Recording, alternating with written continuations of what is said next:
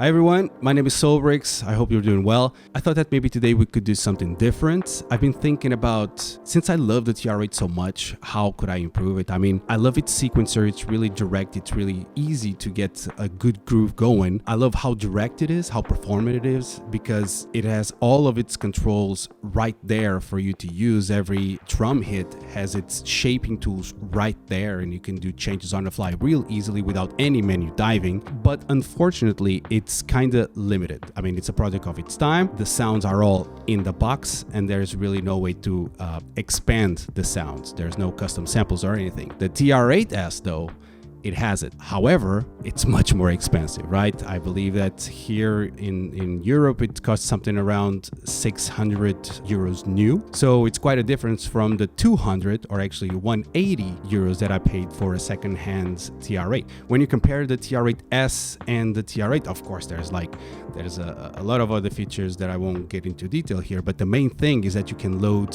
custom samples into the TR8S and trigger those samples using the internal sequencer, right? So I thought, I don't want to spend all of this money on the TR8S, but I still want to expand my TR8. How can I make it a poor man's TR8S? That's the whole idea here. What I want with this video is to kind of show you how a TR8 can be connected to a DAW. In my case, I will be using VCV Rack. I'll show you how to connect it in order to trigger your own custom samples and how you can do this while retaining all of TR8 features, you know, the sequencer, the direct control, and even expand on it, like how you can add additional effects, how can you do other weirder things that is not possible with the TR8S, for example. So yeah, stick around. I'm going to show you how. Let's go to the next section. I've already explained why I think this is a good idea. So the TR8 is an excellent drum machine, and I want to expand it with custom samples instead of buying a TR8S. I want to use what I already have, right? And of course, there needs to be some compromises here. Although you will be able to use the TR8 by itself, you will still need to connect it to a computer in order to trigger the custom samples, right? This is necessary. You can tuck it away because you'll be able to do everything on the TR8 itself, but in order to trigger the whole setup, you still need to have the computer connected to it. So that's a given. If you want like a complete in-the-box solution, you need to buy the TR8S, of course. Please note that this can be done with any device that can output MIDI to your DAW. You don't need to use the TR8, you can use any other drum machine that you have, for example, that can do that. What makes the TR8 such a perfect candidate is that it's has like this wide surface control where you can assign so many knobs to different functions in the DAW. It's really inexpensive to get secondhand. It cost me around 180 euros to buy this particular unit here in Portugal. And it also has an internal sound card. And that makes it so you don't actually need the computer to output the sound. The TR8 can do it by itself. Now, this setup is compatible with, I would say, most DAWs that people use nowadays, right?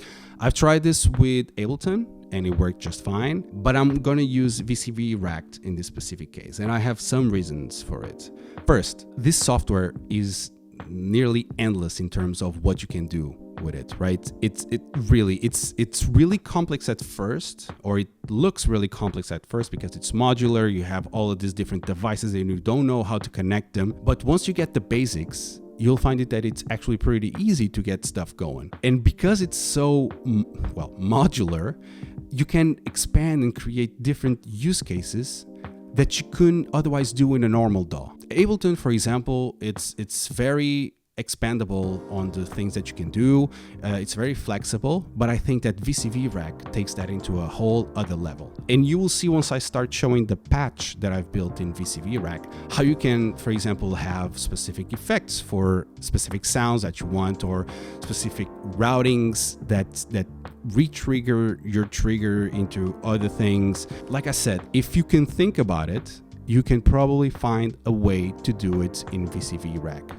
While in other DAWs, maybe not so much. So that's the first reason why I'm picking VCV Rack.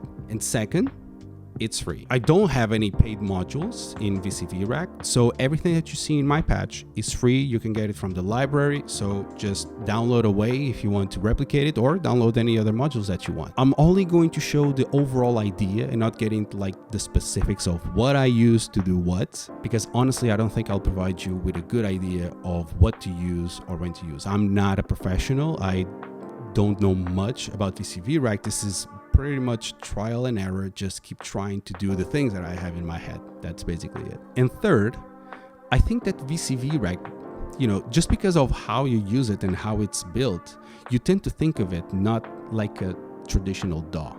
You don't sequence it, or you don't sequence it in a traditional way. There's no arrangement view like you have in Ableton, not even a session view. Everything that you do needs to be, triggered on the fly through specific triggers that you set up previously, right? And because of this, you have to look at it more as the traditional hardware gear. In a simple patch that I've built, all of the drum hits will come from the TR8 itself. Nothing will come from the DAW in this case. So nothing will come from VCV Rack, right? So you need to think of it just like an extension of the hardware gear that you have here. So that also means that while you can record audio directly in VCV Rack, it's not something that it's done automatically. It's not the point of it. And that makes it so that you want to output the audio through the TR8 into other devices that you can then record for an arrangement, sample, to whatever. It will feel more like a DAW-less device in the end, to me. Okay, now let's get into the how. The process is not really that complicated. I mean, it took me a few hours to get it right, but that's because I don't know much about modular anyway. So I had to kind of do some trial and error in order to get the specific setup that I wanted to use within the TR8, but your mileage may vary. First things first, the TR8 needs to be configured correctly. Make sure that in your computer, the audio ins and outs are set up correctly, and that within the DAW of your choosing, can be VCV Rack, it can be Ableton, whatever, make sure that the audio is being routed out of the TR8 and not through your computer. I won't get into details here. If you want some help with this, I can create a different video for this, but I won't get into the details here just for sake of brevity for the video, which I think that will be a little bit long. But do make sure to set the TR8 into controller mode. The way that you can do this is you tap last step, and then you turn the scatter wheel, and then it will cycle between off, on, and controller. I think these are the three options. If it's off or on, it basically handles how the MIDI is handled, but it's not really important here. The internal sounds will still be triggered and outputted through the machine, through the audio outs. That's not what you want. You want to set it in controller mode, which means that only MIDI will be outputted to the computer and no actual sounds will be triggered internally by the TR8. This is the ideal scenario here because you don't want your custom samples to be happening concurrently or at the same time as your internal sounds. Or maybe you do. Maybe that's something that you want to stack sounds together. Food for thought, that maybe that's something that you want to do. I haven't tried that, so I don't know how it works, but feel free to explore and let me know in the comments, right? In terms of the setup in the DAW, basically I'll set up 12 samplers that will be triggering specific samples that I want. Of course, I'm going to use the typical sounds that you would find in the drum machine at first, but you can use whatever, right? Whatever sounds that you want, you can do that. And that's the point of this, that you can load the custom samples and trigger them using the internal sequencer that the TR8 has. Like I said, the sound will be routed through the internal sound card of the TR8, and all of the MIDI that you see here will be mapped to corresponding functions in the DAW itself, so it can mimic the same behavior. That's the overall goal, but that's something that you can also change. Like if you want certain knobs to do different types of things that are not within the TR8 initial setup, for example, you can do that. You just have to remember later on your assignments and what does what. You can also use some sort of tagging system like I have here if you want to remember specific things later on. That's really up to you. This is the first patch that I've built. It's just a simple patch, a simple TR8 patch, and I've called it that way because it doesn't have any effects or anything else. It's just the triggering of the samples. And for that, I've created 11 samples, which I've laid out pretty, easily here so you can check which one's equal to what. And then I've created a MIDI to gauge converter, because remember that all of the hits that you have in the TR8, they equal notes, specific notes. So if you have a way to kind of distinguish between these, you can use each note that is triggered in order to trigger the specific sample that you want. That's basically what I did here. So I have, for example, the C2 triggering the kick, the D2 triggering the snare, and so on, so on, so on. All these samplers, they have normal drum hits at the moment. It's just a 909 kick, but remember, it could have everything. And this sampler, when you load samples onto it, it basically loads the whole folder. So if you have a folder with different sounds on it, you can switch between them really easily. You can even automate, because this knob right here, that's what controls the selection of the sample. So you can automate that to have some weird variations on the fly, or even you can map it to a specific MIDI knob that you have here in order to do that, to command which samples to use. That's another useful thing. And see, this is where the flexibility of VCV Rack comes along, right? But moving on, as you can see here, you have the MIDI map. I've mapped most features to the corresponding MIDI controls on the TR8. You can do whatever you want with this. So for example, in this case, I have the faders to control the volume, of course, the decay to control the decay of each sample, and the tuning to basically change the tuning of each sample, right? But you can use, for example, I didn't use the attack here on the drum, neither the compression, but you could use that to add more reverb to that specific sound, or to add bit crush to that specific sound. The possibilities are endless, right? Just one more thing. You need to set up here the core MIDI as the TR8. I have all channels, but I think that usually it sends through channel number 10, but all channels is fine, right? So going through everything, I have a fader next to each one, and I can explain why. It's basically because I have a mixer down here. But if I route the audio directly to the mixer and control the mixer using the faders, what will happen is, since VCV Rack doesn't have a way to limit how farther you want the fader to go, it'll go to 12 decibels.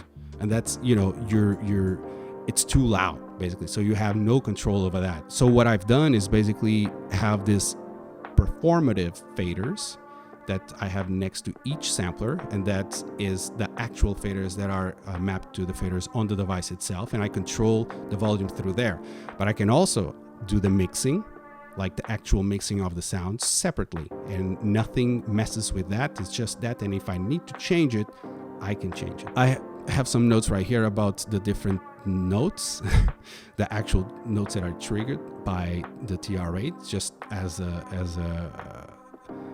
a cheat sheet, basically. But yeah, like a very simple routing, like I said, no effects, and that just goes straight to an Audio 8 device, which is linked to the sound card that the TR8 has. So right now, when you hear this, I'm actually recording not through the computer. I have a Zoom L6 live track here, and it's recording the output of the TR8 itself. So that's perfect. That's what we want. And everything else, it works just like a normal TR8 would. So if I start a beat right here, this is SoulBrix from the future. It turns out that a MacBook Pro from 2017 is not able to record the screen and to work with VCV Rack at the same time. I tried recording it, but what was happening was the MIDI was actually dragging along, and there were noticeable pops and glitches in the audio itself. Apparently, it's just because the system is not able to cope with all of this together. So I resorted to my desktop computer, which is Windows, and that's why I'm going to switch from Mac to Windows, but it's basically the same thing. I've reloaded the patch in VCV Rack for Windows, and this actually provided me with the chance of understanding that the transition between the two systems is actually quite easy. I only had to basically select the TR8 as the MIDI device and also the device to route the audio to. So with no further ado, let's just hear some of the simple patch.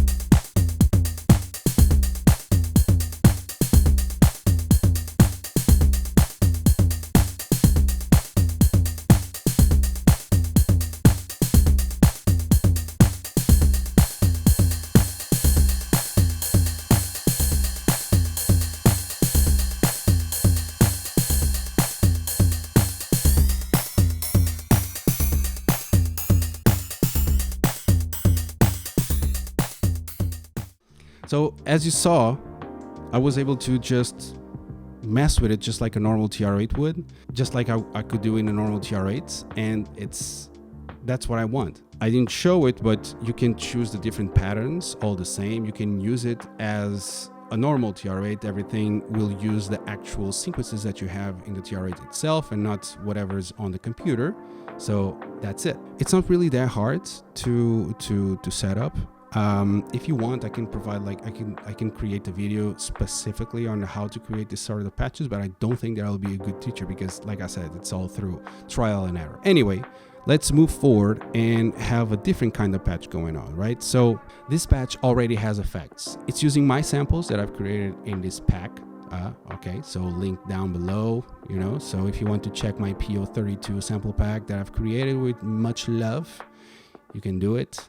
It's free. But yeah, I've used those beats, those drum hits to kind of sequence something here. And as you can see down here, it's basically, the same type of patch.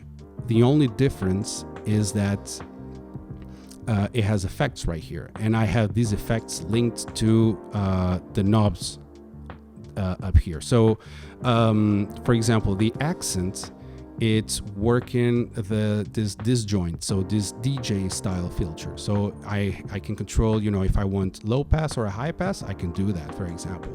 The reverb is controlling a normal reverb here. The delay, also a normal delay here. And then the external in, these are actually MIDI knobs as well, so they can be used to change values here in the software itself. So I've added plateau, which is a really nice reverb as well, just like an interchain kind of thing if I want. You can see here the routing. It's kind of weird. I have two mixers going on, and this is because this is the kick mixer and this is the all else mixer. Basically, I didn't want the effects to affect everything, like the delay and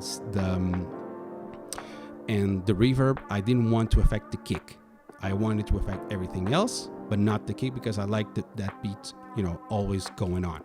So then the kicker has its own mixer, everything else has its own mixer. These are two separate outputs, and I can put it in the audio chain at different times. So the kick is basically put in the chain after all the first two effects happen. And then it gets affected by the filter and the final reverb. And also the compressor that I've added here just to add some, some pumping to the whole patch. As you can see here on the left, I have a MIDI to CV converter, and this is just if you have effects that need to be synced to the clock of the TR8.